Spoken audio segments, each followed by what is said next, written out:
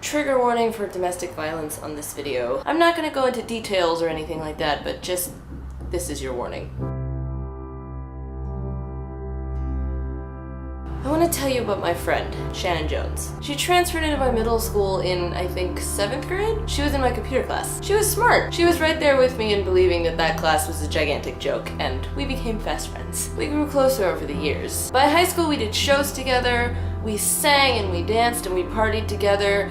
We went to anime conventions together, we did stupid teenager stuff together, we were weirdos together. My mom especially loved her because she was a good influence. She, even to this day, says Shannon was always my favorite when talking about the friends I ran with in high school. Sorry, other friends I ran with in high school. I remember one night Shannon threw a party at her house. Some of us spent the night, and those of us who did stayed up all night playing Guitar Hero and Uno and doing makeovers for each other and just generally being silly. In the wee hours of the morning, Shannon and I, and maybe one or two other people who were still awake, decided to go on a little adventure. We walked down the road to the elementary school and we climbed on top of the equipment and we watched the sunrise together. It doesn't really sound like much now, but it was a beautiful moment and I'd never done anything like that before, and I'm never gonna forget it. After graduation, Shannon went away to college in New York, and while we tried to keep in touch and we tried to hang out when she was home on breaks, it's hard. We eventually grew apart. I hadn't spoken to her in a while. I was seeing her updates on Facebook at least. I am always so bad at keeping in touch.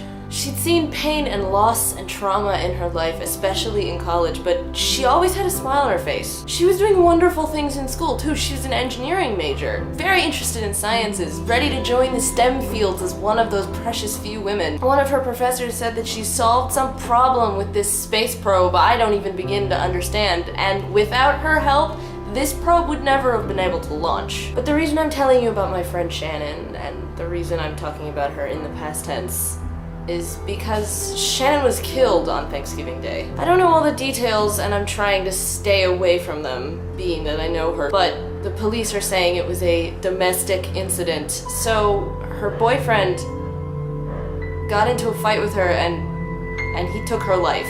This man, who she presumably trusted, watched the light leave her eyes and then left her there to die. Ran away like a goddamn coward. And I reiterate, I don't know all the details. I don't know how long she was involved with him. I don't know if he was abusing her the whole time they knew each other or if this was like a shock to her and us both. I don't know if she tried to seek help or not.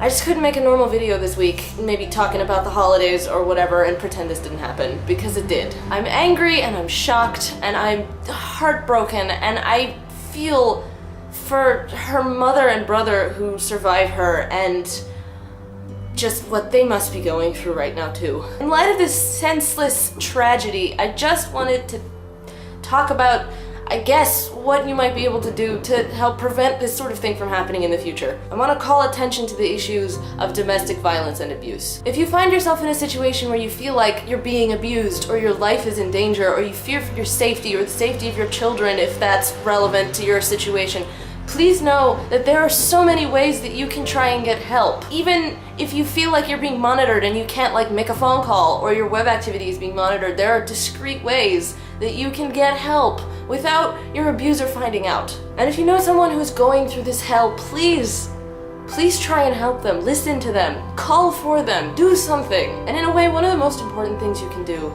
if you know someone who's suffering from abuse is to just believe them. I've seen it happen where somebody suffering from abuse finally gets the courage to tell someone, and that person looks them right in the eye and says, "I don't believe you. That's crazy talk. That doesn't sound like them at all." Can you imagine how devastating that is when you're going through hell and you don't want to tell anyone and you finally do it and that person shuts you down? Do you think that person is ever going to seek help again if someone that they love and they trust is telling them they're making it up? I'll link to as many resources as I can find in the description of the video. Shannon, you are a kind, intelligent, beautiful person inside and out, and you brighten so many lives, including mine.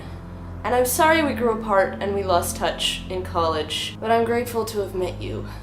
And I'm so sorry the world treated you so cruelly throughout your short life.